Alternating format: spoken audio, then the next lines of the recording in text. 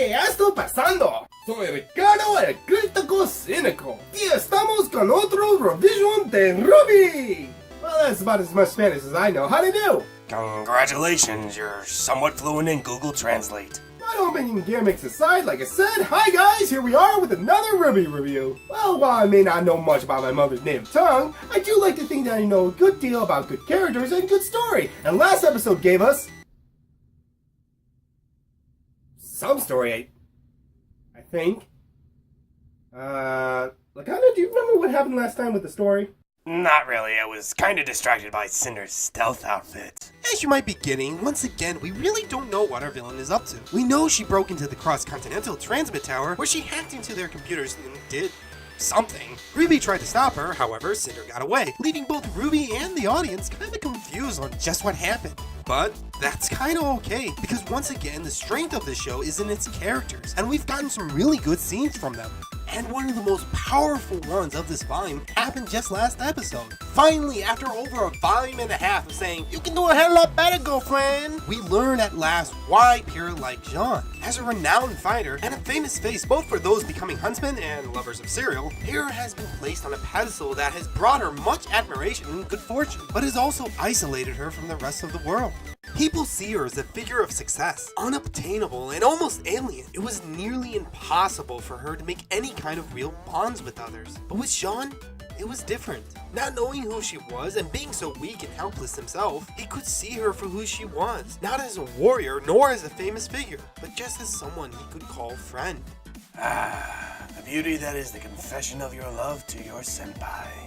But that was pretty much it when it came to character development, if you don't count Neptune's revelation that he can't dance. And considering what happened before, that's pretty easy. Now let's see what happens with RWBY back with RWBY. God, that's confusing. Kanon, roll the clip. Next, please.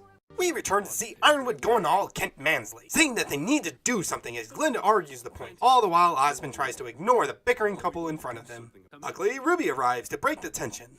Sorry it took so long. Someone accidentally hit all the buttons on the elevator on the way up here. It wasn't me. Don't lie, RWBY. You did what we all wanted to do. It's like Christmas. Well, to help break the silence, RWBY cracks a joke. I'd feel better if my bad guy catching record wasn't 0 for 3. And it's met with the same response that I get from you guys. Obviously trying to recruit another innocent soul to his army of death, the Tin Man congratulates RWBY on attempting to deal with the intruder. The three then go on to ask Red Riding Hood if she remembers anything from the encounter that could help.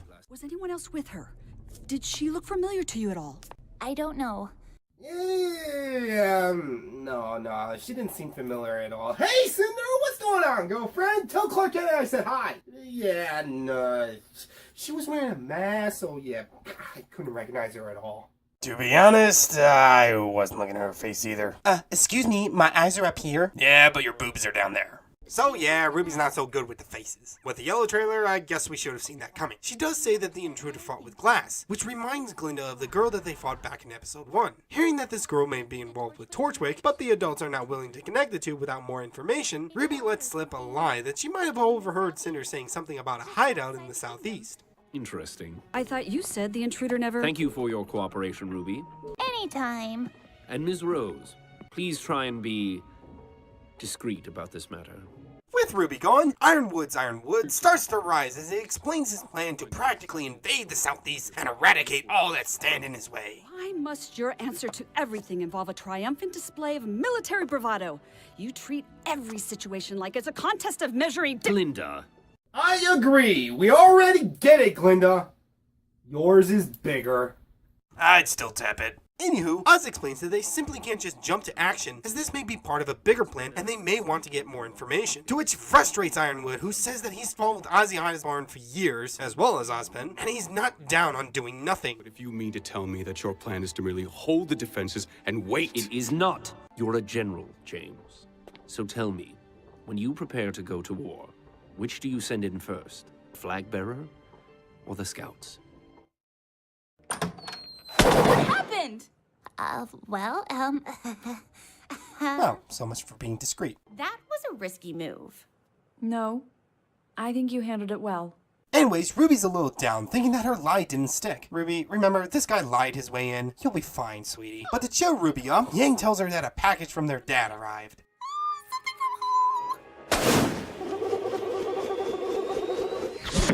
The fuck?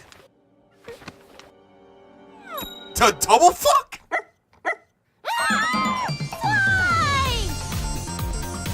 So yeah, this must have been where Roosterteeth was struggling with getting their show accepted as an anime. So they threw in a corgi, the most famous of anime dogs. And as you might think, the usual cliches play out. Ruby attempts to eat the dog, Wise claims the mud is her best boy, and Blake starts giving all funnuses a bad name. Oh, this is adorable. Please keep it away from my belongings. So much for you saying that Blake was into dogs when she's clearly a cat person. Think about it. Then an announcement on the intercom tells all first years to come to the Great Hall. And also, with Team Potter, please stay away from the third floor corridor if you don't want to die a gruesome death. There's a letter. Dear girls, I've got to leave the island for a few days, so I'm sending Zwei to you to take care of. Enclosed is all the food you should need.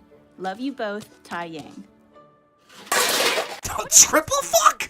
Well, as the girls leave, Ruby realizes that she can't just leave this highly marketable ripoff behind, and gets an idea. Light bulb. Down in the cathedral, Husband begins with a speech about the Great War that ended 80 years ago, which I doubt anybody even cares about anymore. It's like starting off a football game with a speech about World War II. Yeah, everybody knows about it, but kind of irrelevant in this situation. Okay, well, not exactly. As Husband explains that I didn't make the connection between the two lightly, as all four kingdoms were at each other's throats, and one of the major issues, he goes on to say, was the destruction of any form of self-expression, like art and music. Also, I do believe that the faunists were treated very poorly during this time, but who gives a shit about that when a piece of paper with color on it was about to be taken down? You keep your filthy hands off my hentai, you fascist bastards! I'll fucking cut you! Anywho, as expected, not many were down with this.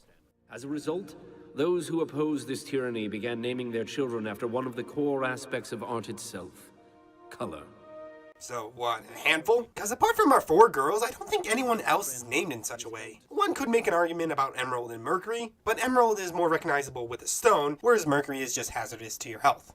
He continues on by adding the same neutrality message of accepting all no matter who they are, that let's just all agree we kinda hate. Just stand for what you believe and don't force it on others. Well, while you guys start your essay on how much of a hater and bigot I am in the comment section below, Ozzy Boy also goes on to explain that the bond that connects them isn't permanent and must be constantly worked on if they are to remain united. You will be tasked with shadowing a professional huntsman or huntress on a mission. No matter which path you choose, remember to be safe, remember your training, and remember to do your very best. Ruby says that this is just what they need to get out and see if they can dig up anything about Torchwick in the southeast. Let's check search and destroy. Of course you'd pick that, Weiss. Well, the girls head over to the holoscreen and attempt to sign up for Grim Extermination, but find out that they're not allowed. Wonderful. Unfortunately, we determined that the concentration of Grim was too extreme for first-year students. Then why put it up on the board? I mean, you called first years here. Why would you put a job up there that they can't have? Well, I guess this is just the writer's lazy way of getting Osmond to talk to the girls, so he can tell them that he more or less knows that they're up to no good. Whatever makes you say that? I'm interested to know how you really learned about a hideout in the southeast. And I certainly wonder why witnesses reported seeing robots and rose petals in a dance club some time ago. Ruby wasn't at the dance club, nor was the robot. Unless he's talking about Ruby and Penny, to which then I demand to see the footage of the event that took place in the bathroom. You guys know the one. Penny, I didn't know you had a vibrate function. Obviously channeling Dumbledore, instead of telling them off for their reckless behavior, Old Man, soon to be the recipient of a child endangerment lawsuit, encourages them by granting them access to the mission that was too dangerous for first years. But to cover his bases, he does leave them with a warning. Do not thank me for this. Teamwork and persistence have carried you far. But you must understand, the things that await you beyond the protection of the kingdom will not care. Stay close to your huntsman at all times, and do exactly as he says. He will be leading you on this mission, and he can have you sent back to Beacon if he finds your skills to be unsatisfactory. Wow, thanks for being a Debbie Downer. Good luck. Outside, the girls encounter Team Coffee, who just returned from their mission. If you guys don't remember, they were the ones who were supposed to set up for the dance, but were unable to due to the fact that their mission took a little bit longer than they expected. Velvet explains that the reason for this was because of the tremendous amount of Grim that they had to deal with. It was just... there were just so many. Oh, but don't worry. You first years are just shadowing huntsmen, so you should be fine. Right. However, not falling for this obvious psych out, RWBY reminds her team that they can do this. Well, yeah, I mean, did you guys forget that you practically took out Birdzilla last semester, while Team Juniper dealt with a much better rendered version of the Scorpion King? Besides, it won't only be us out there. We'll be fighting alongside a genuine huntsman. Yeah! Who's ready to fight for their lives? Well, they're all gonna die. And surprisingly, that's where the video ends. I say surprisingly because I don't think I'm alone in thinking that this episode was a little short and lacking in substance. Which kind of makes sense because it's the shortest episode of the season. Now that's not to say that it was bad, but I really can't say that it was good either. Sure, we had some plot development, but it came to a screeching halt so that we can get to the scene with everybody's favorite character of the show now. Go to Roosterteeth.com and buy your Spy plushie today. Well, I guess it's never too early in your career to whore yourself out. And that's not to say that we shouldn't get scenes like this, or that I didn't like the dog. I mean, how could you not? He's pretty much been tailored to be adorable with his big pointy ears, to his large black eyes, to his lovely little tail, to those huge short stubby little legs, which are a result of genetic deformation. Who wouldn't love Zwei? And who was the monster that stuffed him into a small cylinder and shipped him possibly for days to RWBY? My god, what a vile being! He thinks that's bad. Hey Internet, when I'm done here, this idiot puts me in the tiny case that I'm sitting on right now. My only comfort is that it's also the case where he hides his, erotic manga. But I won't go any further with this because, you know, this is sadly what we've come to expect from this medium. Cliches, cute animals, overblown reactions, young and innocent schoolgirls, tentacles, hentai, deep depression due to what you just watched and the feelings you got from it. I regret none of it. The usual stuff we expect from an anime.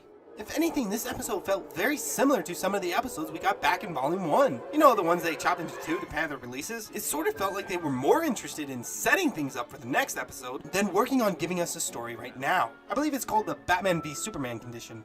We still have questions that, forget being answered, are only touched upon in this episode before, again, like I said, we're shoved aside so that Roosterteeth can show you another way that they can take your money. Cause while that scene with RWBY and the three amigos did set some things up, it didn't give us any reason on why Cinder did what she did or what effect it had on the world. Well, her outfit did have some effect on the audience's lower half. Kind of feels like Rooster Teeth is falling back into bad habits, which isn't good because this is only the second season. And I don't think I'm alone in saying that I would like to see RWBY have a long and prosperous run. Sure, we get some development with the story, and our girls are becoming more aware of things going on, but after showing us so many foreboding scenes with our villains, you'd think they want to pay it off with an idea of what their goal is. Without a clear presence in things, or a general direction that they're heading in for the audience to follow, it becomes hard for us watching to care about what they're doing. Which, I guess some of you out there wouldn't care because our girls are going on a field trip with the technophobe of Roosterteeth. But a story needs to have more than just interesting characters. Last season, not focusing on the villains sort of worked because the main goal was to first establish the team and build up their connection. But again, we are getting ever closer to the end of the second season. And could any of you even remember having the faintest clue on what Cinder's plan was? No, we were distracted by other things, like awesome action, beautiful friendships, spectacular tits, and having fucking fun. Now, before I have some of you complain in the comment section again, you know who you are, Mr. I Can't Take a Joke. Do not forget that I did say that this episode wasn't bad. We do get some hint that something big is going on if it has the General of Atlas worried, and us been talking about needing more intel. Plus, though it was criminally brief, the scene with Team Coffee gave us some interesting insight on just how hard the Huntsman's life is. And I mean criminal, isn't I demand a video from Roosterteeth of the writers and producers being lashed with whips, because Team Coffee should have gotten more screen time, especially considering the whole contest thing for Velvet's design. Please, could one of you down in the comment section tell me that there is some sort of fanfiction story out there going into deeper details of Team Coffee's life? Disclaimer, one that is accurate to the canon, isn't fetishized, and doesn't suck. I'd recommend one, but it kind of breaks one of your stupid rules since I saw it on RWBYhentai.com. Or was it hentai.com/RWBY? Now that I've calmed you down with that, let me end this video with one more criticism. You'll never learn your lesson to just shut up, will you? There's this old saying when it comes to writers and storytellers, which goes like this. Is this the most interesting part of your character's life? And if not, why aren't you showing us that? I really don't agree with this because even mundane moments in a character's story can lead to some small interesting insight about them or the world they live in, or merely allow us to enjoy a calming moment. A better question would be, does this scene progress the story by revealing something about the character, growing the plot, or building the world? And if not, what way would?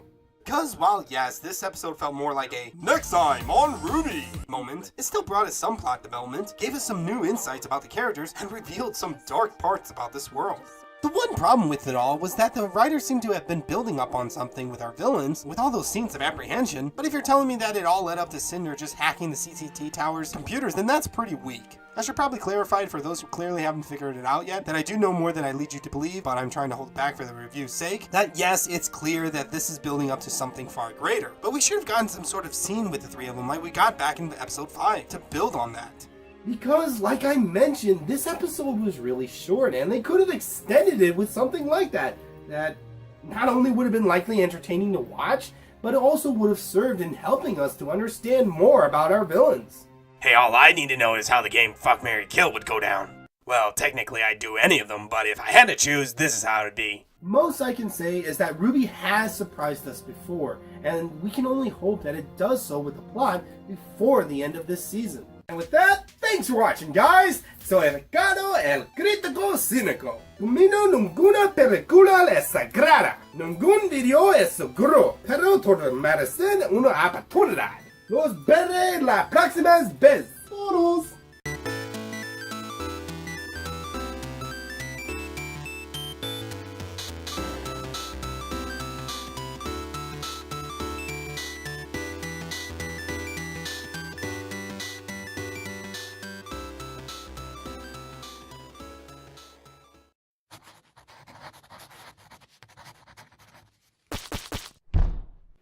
For it.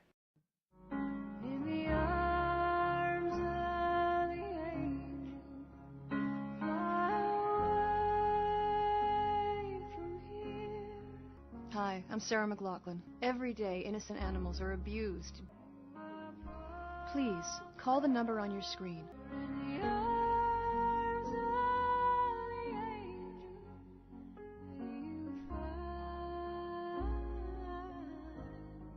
Some come through.